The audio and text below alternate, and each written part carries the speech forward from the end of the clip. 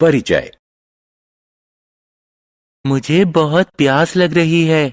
क्या तुम्हारी पानी की बोतल में पानी है? हाँ, ये लो। आह, अब मैं अच्छा महसूस कर रहा हूँ। आज आसपास हवा ही नहीं है। तुम सही कह रहे हो। आज बहुत उमस है।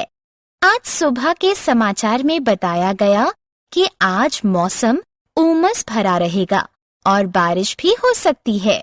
बच्चों, इस पाठ में हम वायु, जल और मौसम के बारे में जानेंगे।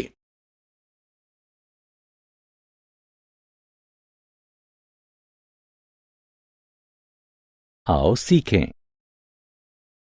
वायु और जल का महत्व बताना, वायुमंडल का संगठन समझना, जल चक्र का वर्णन करना, मौसम और जिन कारणों पर यह निर्भर करता है उसे बताना, मौसम और जलवायु में भेद करना। वायु का परिचय। वायु जीवों और पादपों समेत पृथ्वी के सभी प्राणियों के लिए बहुत महत्वपूर्ण है। पादपों को प्रकाश संश्लेषण करने और वायु में ऑक्सीजन छोड़ने के लिए वायु से कार्बन डाइऑक्साइड की आवश्यकता होती है। मनुष्यों और पशुओं को जीवित रहने हेतु सांस के रूप में वायु से ऑक्सीजन लेने की आवश्यकता होती है। क्या तुम जानते हो कि पृथ्वी के चारों तरफ का वायुमंडल वायु से भरा हुआ है? लेकिन वायुमंडल क्या होता है, जानने के लिए हमारे साथ आएं।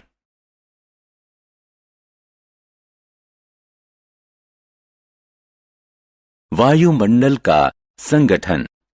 वायुमंडल विभिन्न गैसों, मुख्यतः नाइट्रोजन और ऑक्सीजन के मिश्रण से बना है, जो पृथ्वी को चारों तरफ से कंबल की तरह लपेटे हुए है।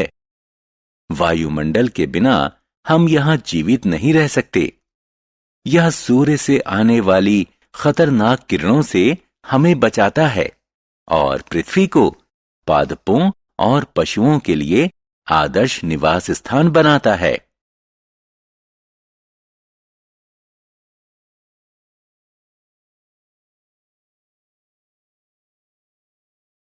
जल की जरूरत। हम जानते हैं कि वायु हमारे जीवन के लिए अत्यधिक आवश्यक है, लेकिन क्या आपने कभी सोचा है कि जल इतना महत्वपूर्ण क्यों है? हाँ, हमें पीने, नहाने, खाना बनाने, कपड़े धोने, पौधों में पानी देने और अन्य दूसरे कई कामों के लिए जल की जरूरत पड़ती है। यह सच है कि जल के बिना पौधे मर जाएंगे और मनुष्य और पशु प्यासे रहेंगे। इसलिए बच्चों, जल की एक एक बूंद बचाओ और इसे बर्बाद नहीं होने दो। पृथ्वी पर जल। जल पृथ्वी पर सबसे प्रचुर मात्रा में पाया जाने वाला पदार्थ है। वास्तव में हमारी पृथ्वी का 70% हिस्सा पानी से ढका हुआ है। क्या तुम जानते हो कि पृथ्वी को नीला ग्रह भी कहते हैं? क्योंकि अंतरिक्ष से देखने पर पृथ्वी अपार जल राशि के कारण नीली दिखाई देती है।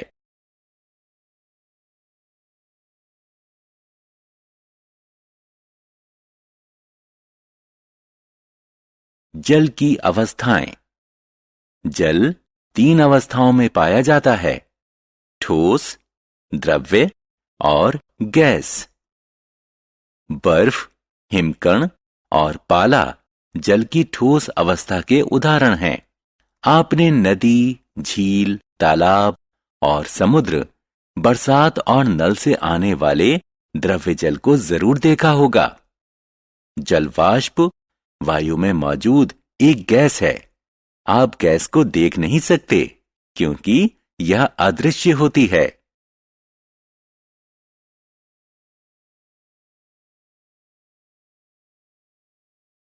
हमारे शरीर में जल।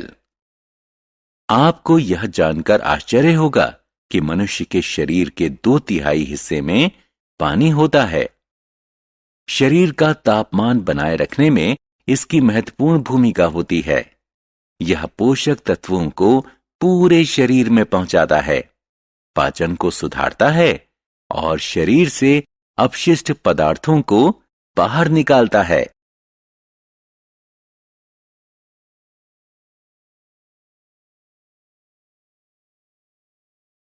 जल चक्र। क्या आप ये सोचकर हैरान हैं कि बरसात में सारा पानी कहां से आता है? वायुमंडल में सदैव एक निश्चित मात्रा में जलवाष्प रहती है। यह पृथ्वी की सतह जैसे समुद्र, नदी और झील से आती है। सूर्य की ऊष्मा पृथ्वी के धरातल पर मौजूद इन जल स्रोतों के पानी को गर्म कर देती है, जिससे यह द्रव्य अवस्था से गैस अवस्था में परिवर्तित हो जाता है। इस प्रक्रिया को वाष्पीकरण कहते हैं। वायुमंडल में ऊपर जाकर जलवाष्प शीतल हो जाता है और बादल बना लेता है। इसे संघनन कहते हैं। जब जल कण एकत्रित होने लगते हैं तो वो बड़ी बूंद बना लेते हैं और तापमान के अनुसार बरसात, बर्फ या ओले के रूप में नीचे गिरते हैं। इसे वर्षण कहते हैं। अंततः पानी जल स्रोतों तक पहुंचता है और एकत्रित होता है। आप देख सकते हैं कि जल लगातार धरती से वायु और फिर वापस धरती तक एक चक्र में चलता रहता है। इस प्रक्रिया को जल चक्र कहते हैं। इसलिए बच्चों, हमारे धरती से जल कभी खत्म नहीं होगा।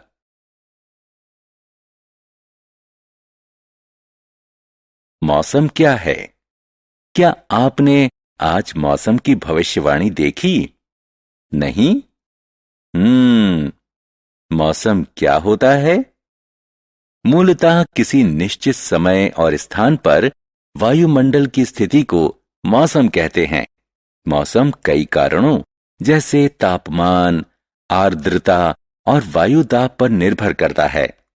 आइए इन कारणों के बारे में जानें।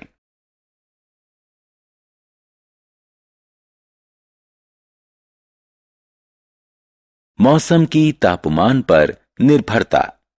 संभवतः हम सभी जानते हैं कि तापमान वायु की ठंडी या गर्मी का माप होता है।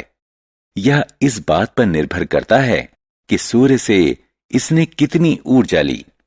तापमान को तापमापी नापक यंत्र की सहायता से मापते हैं और इसकी गणना डिग्री सेल्सियस और डिग्री फ़ारेनहाइट में करते हैं।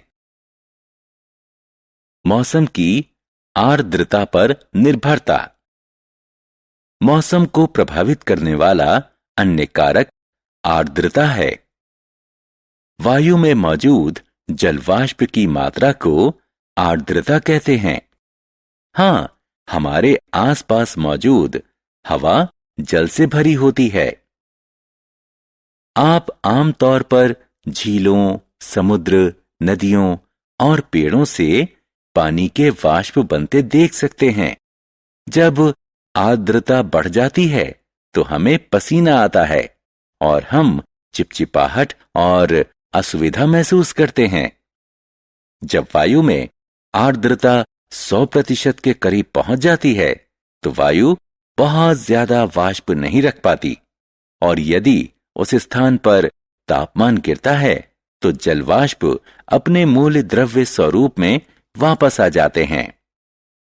संघनन जमीन के पास होता है, जिससे कुहासा और कोहरा उत्पन्न होता है। वायुमंडल में बहुत ऊंचाई पर बादल बनते हैं। अंततः बादलों से पानी बरसात, बर्फ या ओले के रूप में धरती पर वापस आ जाता है। मौसम की वायुदाब पर निर्भरता। आगे क्या? हां, वायुदाब। आपने अनुभव ना किया हो शायद, लेकिन हमारे आसपास की वायु में भार होता है।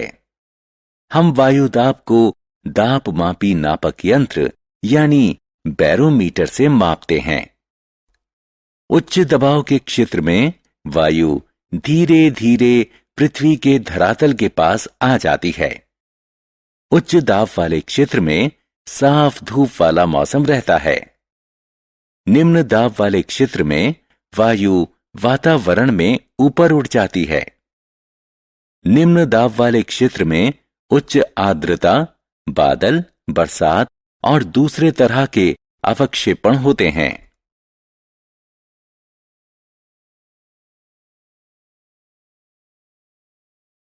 जलवायु क्या है?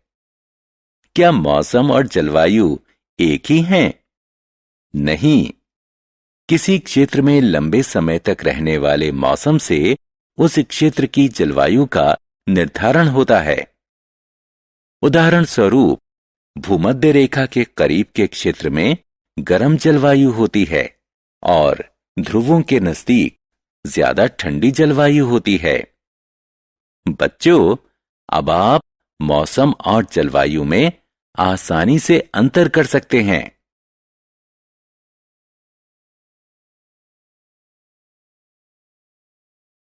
हमने क्या चर्चा की?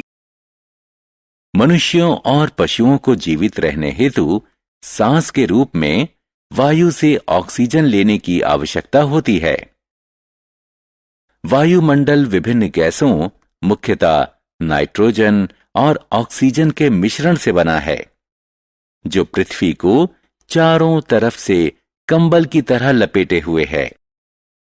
हमें जल की एक एक बूंद बचानी चाहिए और इसे बर्बाद नहीं होने देना चाहिए।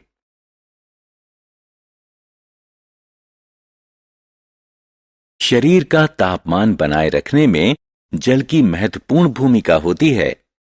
यह पोषक तत्वों को पूरे शरीर में पहुंचाता है, पाचन को सुधारता है और शरीर से अपशिष्ट पदार्थों को बाहर निकालता है। जल के लगातार धरती से वायु और फिर वापस धरती तक आने की प्रक्रिया को जल चक्र कहते हैं। निश्चित समय और स्थान पर वायुमंडल की स्थिति को मौसम कहते हैं।